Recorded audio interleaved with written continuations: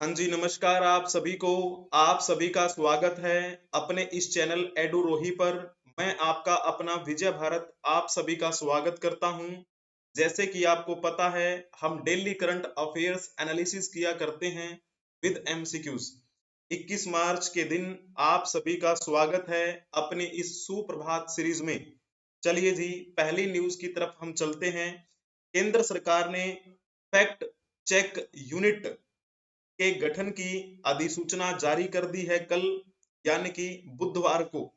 तो बुधवार के दिन ये नोटिफाई किया उन्होंने कि प्रेस इंफॉर्मेशन ब्यूरो, जिसे हम पीआईबी कहते हैं, उसी के अंतर्गत फैक्ट चेक यूनिट जो है वो लाई जाएगी, ताकि सोशल मीडिया पर कंटेंट की निगरानी रखी जा सके। केंद्र सरकार ने इसी कंटेंट के विषय को ध्यान में रखते हुए ये अधिसूचना जारी की है, क्योंकि कई बार ऐसा होता है कि गवर्नमेंट ऑफिशियल्स की जो भी न्यूज होती है उनको घुमा फिरा के सोशल मीडिया पर प्रसारित किया जाता है। उसी बेवजह प्रसारित होने वाले कंटेंट को रोकने के लिए उन्होंने ये कदम उठाया है। हालांकि इसका विरोध भी हो रहा है। बॉम्बे हाई कोर्ट में याचिका भी लगाई गई इसके खिलाफ, लेकिन बॉम्बे हाई कोर्ट ने 13 मार्च को ये याचिका खारिज कर दी, इसको अस्वीकार कर दिया। केंद्र सरकार पिछले काफी समय से इस यूनिट के गठन की बात कर रही थी, और कोर्ट ने आदेश भी दे दिया कि सरकार इस फैक्ट चेक यूनिट को स्वतंत्र रूप से ला सकती है, स्वतंत्र रूप से लागू कर सकती है। इस फैक्ट चेक यूनिट को 2023 में कानून में शामिल किया गया था। सरकार का कहना था कि इसका मकसद भ्रामक जानकारियों पर लगाम लगाना है, मगर इस यूनिट को कानून में शामिल करने की कोशिशें विवादों में बनी रही। कारण क्या था, विवादों में क्यों बनी रही? क्योंकि कई ऐसे पत्रकार हैं जो आलोचनात्मक टिप्पणी किया करते हैं। उनका ये कहना है कि अगर हम सरकार के कोई भी एक विषय के बारे में हम आलोचना करेंगे तो सरकार इस यूनिट के माध्यम से हमें गलत साबित कर देगी। तो ये तो अभिव्यक्ति की आजादी पर कुठाराघात होगा, है ना। इसी वजह से वो विरोध कर रहे हैं इस बात का, और उन्होंने याचिका भी फिर दायर की। लेकिन 31 जनवरी को बॉम्बे हाई कोर्ट के 2 न्यायाधीशों की बेंच ने इस यूनिट की संवैधानिकता पर खंडित फैसला भी सुनाया था। इस प्रकार आपको ये कुछ बातें जो हैं वो इससे संबंधित ध्यान में रखनी है। और जब आप पीआईबी की ऑफिशियल वेबसाइट को चेक करेंगे तो पीआईबी की ऑफिशियल वेबसाइट पर ये आपको दिखेगा। उसी का स्क्रीनशॉट लेकर मैंने आपको यहाँ पर समझाने का प्रयास किया है। एक सेकंड, ये काम नहीं कर। हाँ जी, तो पीआईबी फैक्ट चेक, हालांकि पीआईबी फैक्ट चेक जो है उसका प्रयोग नवंबर 2019 में शुरू किया गया था। ठीक है जी। अब एक क्वेश्चन इसी से संबंधित आपके सामने यहाँ पर पूछा गया है, आप बताने का प्रयास करेंगे। पत्र सूचना कार्यालय, जिसे हम हिंदी में पत्र सूचना कार्यालय कहते हैं, इंग्लिश में इसे बोलते हैं हम प्रेस इंफॉर्मेशन ब्यूरो। तो आप इसके बारे में बताइए जरा, इसकी स्थापना किस वर्ष हुई थी? तो कौन सा इसमें से ऑप्शन ठीक रहेगा?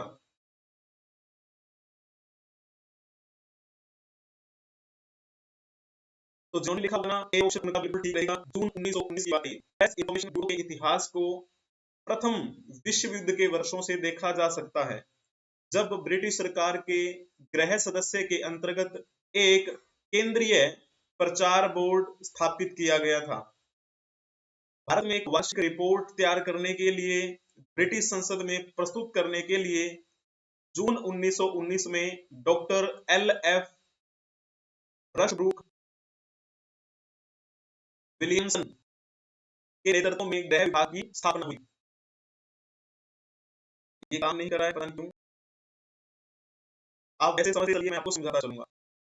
फिर क्या हुआ कि अगले साल इस सेल को अखिल भारतीय प्रश्नों पर सही जानकारी देने के लिए प्रयोग में लाया जाने लगा, और सरकारी विभागों को विशेष प्रश्नों पर जनता की राय क्या बनती है उससे संबंधित जानकारी हासिल करने के लिए प्रयोग में लाया जाने लगा।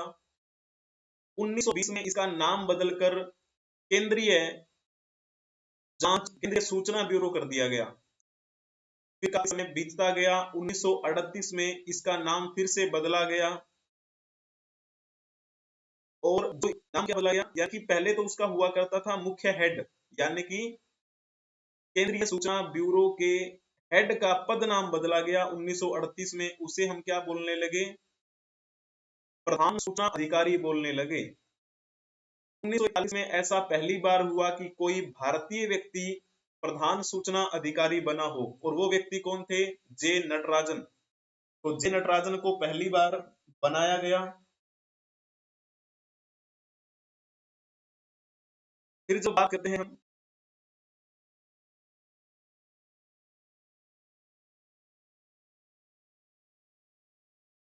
इनका खुद का नाम कब बताया था, 1946 इंफॉर्मेशन ब्यूरो रख दिया गया। तो ये थोड़ी सी कहानी थी प्रेस इंफॉर्मेशन ब्यूरो से संबंधित।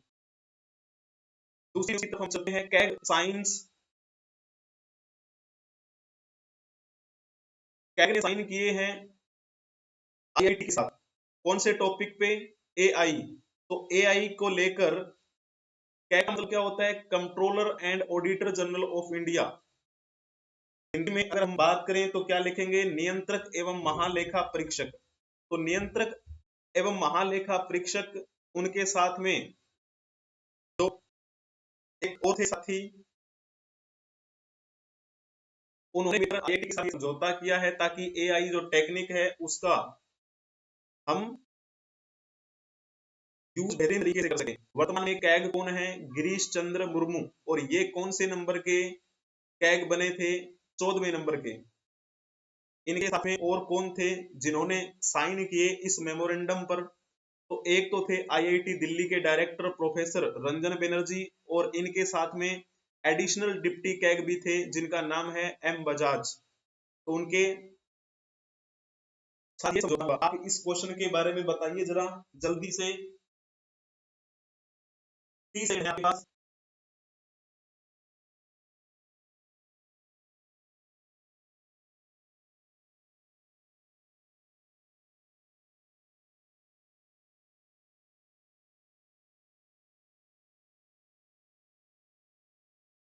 बता दिया आपने, चलिए जी।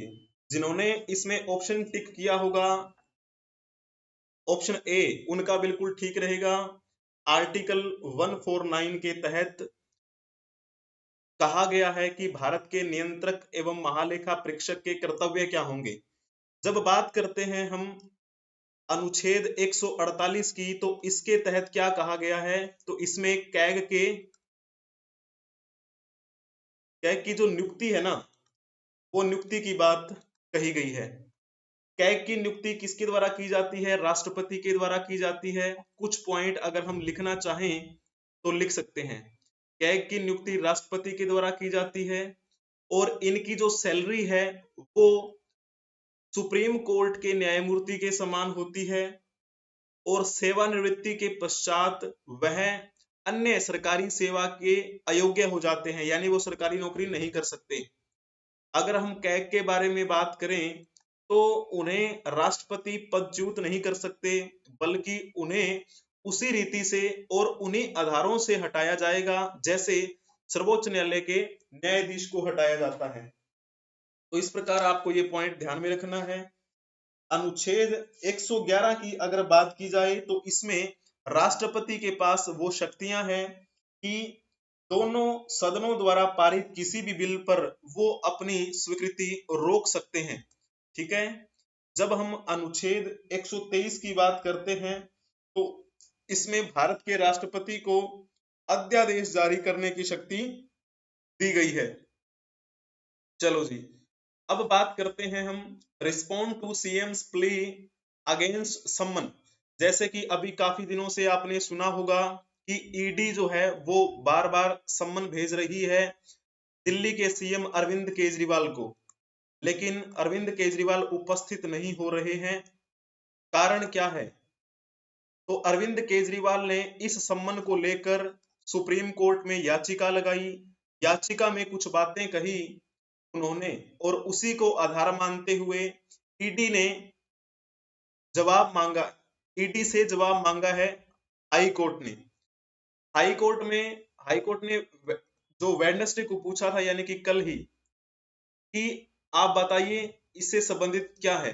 तो जो दिल्ली के चीफ मिनिस्टर हैं अरविंद केजरीवाल, उनका कहना है कि मैं तैयार हूं ईडी के प्रश्नों का जवाब देने के लिए, लेकिन मुझे डर है कि वो मुझे गिरफ्तार कर लेंगे और इसी गिरफ्तारी से मैं डर रहा हूं। आप मुझे गिरफ्तारी से संरक्षित कीजिए, मुझे संरक्षण दीजिए कि वो मुझे गिरफ्तार नहीं करेंगे। अगर ऐसा हुआ तो मैं ईडी के समक्ष चला जाऊंगा। हाँ, तो फिर क्या है, सुप्रीम जो हाई कोर्ट है उन्होंने मना कर दिया इस बात के लिए कि हम आपको संरक्षण नहीं दे सकते। फिर अरविंद केजरीवाल की तरफ से कहा गया उसमें हाई कोर्ट में कि हम ईडी के सामने वर्चुअल रूप से चले जाएंगे, वर्चुअली यानी कि ऑनलाइन हम तैयार हैं जाने के लिए, लेकिन हम फिजिकली नहीं जाएंगे क्योंकि वो हमें गिरफ्तार कर सकते हैं। बस इसी वजह से तो उन्होंने जवाब मांगा है सम्मन का, और कहा गया है कि 10वीं बार ये सम्मन भेजा गया। ठीक है, तो इस प्रकार ये कुछ बिंदु हैं जो आपको ध्यान में रखने हैं। अब ईडी जो लिखा है, जिसको हम कहते हैं इन्फोर्समेंट डायरेक्टरेट, इसी से संबंधित अगर आपसे कुछ पूछा जाए, क्वेश्चन बता दीजिए एक। ईडी को हिंदी में हम कहते हैं प्रवर्तन निदेशालय। तो इसकी स्थापना कब हुई थी, आपको ये पॉइंट बताना है।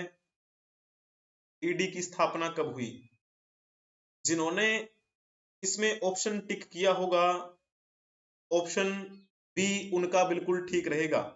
नेक्स्ट पेज पे इसके बारे में थोड़ा सा विस्तार से जानने का प्रयास करते हैं। इसकी स्थापना हुई थी 1 मई 1956 को, और किसके तहत हुई? तो एक अधिनियम था जिसका नाम है विदेशी मुद्रा विनियमन अधिनियम 1947। विदेशी मुद्रा विनियमन अधिनियम 1947। उसके तहत विनियमन नियंत्रण कानून के उल्लंघन से निपटने के लिए आर्थिक मामलों के एक विभाग में एक प्रवर्तन इकाई का गठन किया गया था, यानी इसका गठन किया गया। फिर बाद में अगले साल 1957 में इसका नाम बदला गया, और नाम बदलकर क्या कर दिया गया? प्रवर्तन निदेशालय। प्रवर्तन निदेशालय यानी कि जो हिंदी में नाम मैंने अभी आपको बताया था क्वेश्चन में, जिसे इंग्लिश में क्या बोलते हैं? ईडी। वैसे तो इसको ईडी ही बोला जाता है ना, ईडी, यानी कि इन्फोर्समेंट डायरेक्टरेट। और ये जो ईडी है वो कौन कौन से कानूनों को लागू कर सकती है? एक तो है विदेशी मुद्रा प्रबंधन अधिनियम 1999, जिसे हम फेमा के नाम से जानते हैं, और दूसरा जो है धन शोधन निवारण अधिनियम 2002। ईडी को लेकर कुछ कुछ पॉइंट भी हैं, कुछ संबंधित मुद्दों की अगर हम बात करें तो वैसे तो ईडी के पास मनी लॉन्ड्रिंग जैसे आर्थिक अपराध जो होते हैं उनकी जांच करने की शक्ति है, लेकिन जो राजनेताओं या सरकारी अधिकारियों पर मुकदमा चलाने के लिए सरकार से अनुमति भी नहीं लेनी पड़ती, ये भी है। कई बार कहा जाता है कि ईडी को लेकर पारदर्शिता की कमी है। अब पारदर्शिता की कमी ईडी को लेकर क्यों कही जाती है? क्योंकि ईडी जांच के लिए मामलों का चयन किस आधार पे करता है वो हमें नहीं पता। ठीक है, और ईडी जिसको भी सम्मन भेजती है वो लगभग विपक्ष के होते हैं। अक्सर विपक्षी दलों को लक्षित करने के लिए जाना जाता है ईडी को।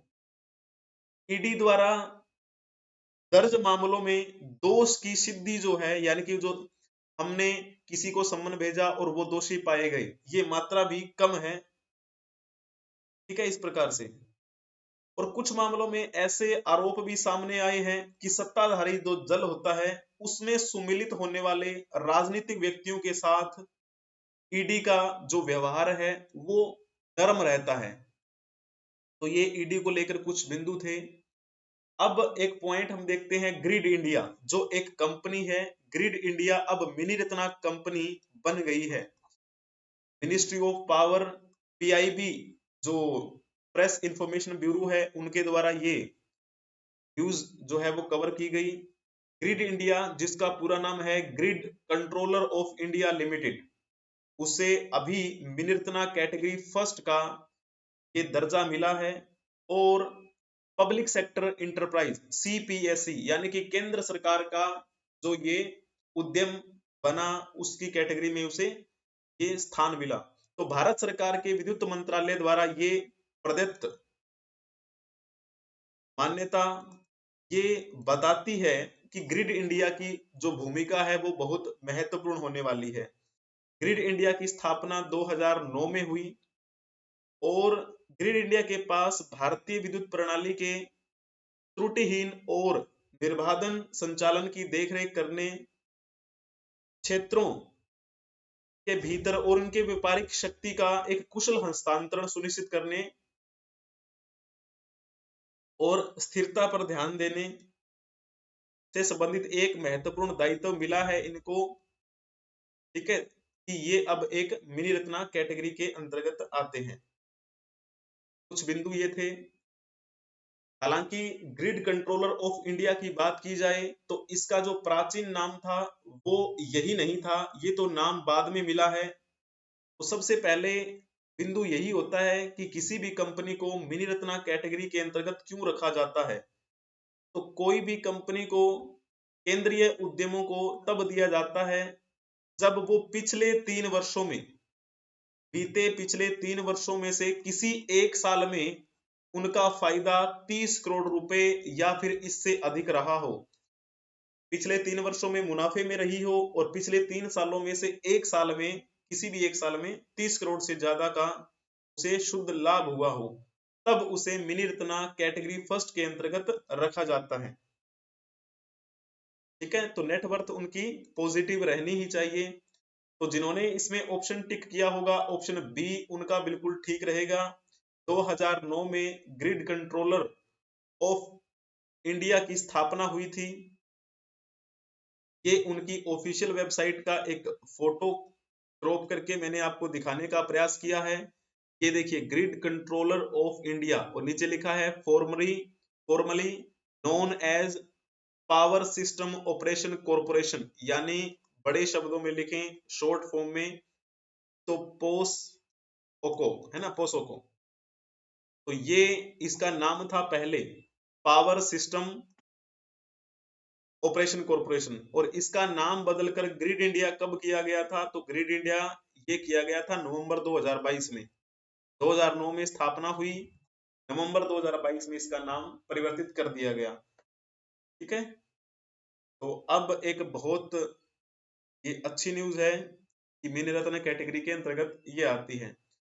जब बात की जाए इसके सीएमडी कॉर्नर में, जब आप इनकी ऑफिशियल वेबसाइट चेक करेंगे तो चेयरमैन एंड मैनेजिंग डायरेक्टर इनके कौन है?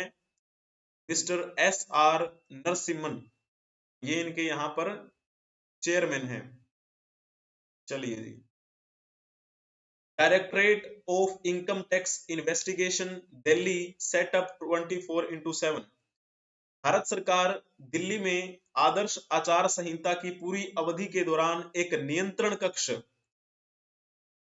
की जो है वो स्थापना कर रही है, और ये तब तक नियंत्रण कक्ष कार्य करता रहेगा जब तक ये इलेक्शन नहीं हो जाते। तो आपको पता है भारतीय चुनाव आयोग को चुनाव में काले धन की जो एक भूमिका होती है उसको रोकना है, और भारतीय चुनाव आयोग इसी बात को लेकर सक्रिय हुआ और काले धन की भूमिका को रोकने के लिए अपनी प्रतिबद्धता के तहत ये कार्य करने को चला है। इसी लक्ष्य को हासिल करने के लिए आयकर निदेशालय अन्वेषण दिल्ली ने ये क्या किया है? NCET दिल्ली में, ताकि मॉडल ऑफ कंडक्ट बना रहे और इलेक्शन जो है वो संपन्न हो बेहतरीन तरीके से। लोकसभा आम चुनाव 2024 के संबंध में ये नियंत्रण कक्ष जो है वो कार्यरत रहेगा, और इन्होंने कहा है कि कोई भी जो निवासी है वहां का वो टोल फ्री नंबर दिया गया है, उस पर कॉन्टेक्ट कर सकते हैं, बशर्ते वो इंफॉर्मेशन क्या है, विश्वसनीय होनी चाहिए, और हम उस पर फिर एक्शन ले सकते हैं। और ये इन्होंने नंबर जो जारी किया है उस नंबर पर संपर्क कर सकते हैं। मुख्य तो यही है कि जो काला धन है वो ज्यादा फ्लो करता है ना उस समय, क्योंकि किसी को पैसों में हम खरीदते हैं तो पैसा देकर बोलते हैं कि चलो हमारे लिए आप क्या है वोट डाल देना, बस इसी चीज को करने के लिए। अगर इस प्रकार की कहीं गतिविधियां पाई जाती है, उस गतिविधियों से संबंधित जो शिकायत है वो दर्ज कर सकते हैं। Landline number, toll free number, mobile number, और सेंटर भी इन्होंने दे रखा है। चलिए जी, अब एक क्वेश्चन पूछ लेते हैं आपसे। भारत में चुनाव चिन्ह कौन जारी करता है? तो इसका कौन सा ऑप्शन ठीक रहेगा बताने का प्रयास करेंगे। चुनाव चिन्ह कौन जारी करता है? जिन्होंने ऑप्शन डी टिक किया होगा उनका बिल्कुल ठीक रहेगा, निर्वाचन आयोग। भारतीय निर्वाचन आयोग एक संवैधानिक प्राधिकरण है, संवैधानिक प्राधिकरण है जो भारत में संघ एवं राज्य निर्वाचन प्रक्रियाओं का संचालन करने के लिए उत्तरदायी है। यह निकाय भारत में लोकसभा की बात करें, लोकसभा, राज्यसभा, राज्य विधानसभा या फिर राष्ट्रपति, उपराष्ट्रपति के पदों के निर्वाचनों का संचालन करता है। एक क्वेश्चन और बता दीजिए, मुख्य निर्वाचन आयुक्त सहित भारत निर्वाचन आयोग में कितने सदस्य सम्मिलित हैं? वर्तमान की बतानी है तो कितने सदस्य हैं मुख्य निर्वाचन आयुक्त को सम्मिलित करते हुए? कौन सा ऑप्शन इसमें से ठीक रहेगा बताइए। जिन्होंने लिखा होगा ना बी ऑप्शन, यानी कि 3 सदस्य होते हैं वर्तमान में, तो उनका बिल्कुल ठीक रहेगा। यहाँ पर जब आप इनकी ऑफिशियल वेबसाइट पर जाएंगे तो यहाँ पर आपको इस प्रकार से फोटो मिलेंगी। ये तो है मुख्य निर्वाचन आयुक्त श्री राजीव कुमार जी, और ये हैं 2 निर्वाचन आयुक्त, ज्ञानेश कुमार जी और डॉक्टर सुखबीर सिंह संधू जी। इन दोनों की नियुक्ति अभी हाल ही में हुई है, थोड़े ही दिन हुए हैं। जब मैंने ये current affairs analysis with MCQs यानी कि हमारी सुप्रभात सीरीज को शुरू किया था, तब मैंने पहली दूसरी क्लास में ही इसको कवर किया था कि इनकी नियुक्ति को लेकर याचिका लगाई गई सुप्रीम कोर्ट में कि इनकी नियुक्ति बड़ी जल्दबाजी में हो गई, और वो भी जनरल इलेक्शन 2024 से पहले। तो ये तो जनता के बीच में गलत संदेश जाएगा, तो ये जो नियुक्ति है वो रोक देनी चाहिए। लेकिन सुप्रीम कोर्ट ने इनकी नियुक्ति पर रोक लगाने से मना कर दिया, और ये अभी आपको पता है फिर अपना कार्यभार संभाले हुए हैं। तो निर्वाचन आयुक्त होते हैं और एक मुख्य निर्वाचन आयुक्त होते हैं। मुख्य निर्वाचन आयुक्त राजीव कुमार जी है ना, चीफ इलेक्शन कमिश्नर। तो थोड़ा सा हम निर्वाचन आयोग के बारे में बात करें तो निर्वाचन आयोग की स्थापना कब हुई थी, क्या आप बता सकते हैं कमेंट में। निर्वाचन आयोग की स्थापना 25 जनवरी 1950 को हुई थी, 25 जनवरी 1950 को। आरंभ की बात करते हैं, यानी कि सबसे पहले जब इसकी स्थापना हुई थी उसमें केवल एक सदस्य हुआ करते थे, और वो कौन? वो केवल और केवल मुख्य चुनाव आयुक्त हुआ करते थे, मुख्य चुनाव आयुक्त। फिर वर्तमान की दृष्टि से देखें तो अब तो इसमें 3 सदस्य होते हैं, एक मुख्य और 2 चुनाव आयुक्त। अब की कहानी कुछ और है, और इसकी कहानी किस प्रकार से परिवर्तित होती रही मैंने आपको पहले भी बताया था, है ना, क्लास में। मुख्य निर्वाचन आयुक्त की बात करें या फिर बात करें हम इन निर्वाचन आयुक्तों की, इनकी नियुक्ति जो है वो किसके द्वारा की जाती है? राष्ट्रपति के द्वारा। राष्ट्रपति द्वारा मुख्य निर्वाचन आयुक्त और निर्वाचन आयुक्तों की नियुक्ति की जाती है। उनका कार्यकाल कितना होता है? या तो 6 साल का होता है, अगर 6 साल कवर करने से पहले उनकी 65 वर्ष की आयु हो जाए तो फिर ये चलेगा। इन दोनों में से कोई एक, जो पहले हो जाए उन्हीं के अनुसार। उनका दर्जा जो होता है वो भारत के उच्चतम न्यायालय के यानी कि सुप्रीम कोर्ट के न्यायाधीशों का दर्जा जैसा होता है ना, उसी जैसा इनका भी दर्जा होता है। और उनका जो वेतन है वो भी सुप्रीम कोर्ट के न्यायाधीशों के समान मिलता है।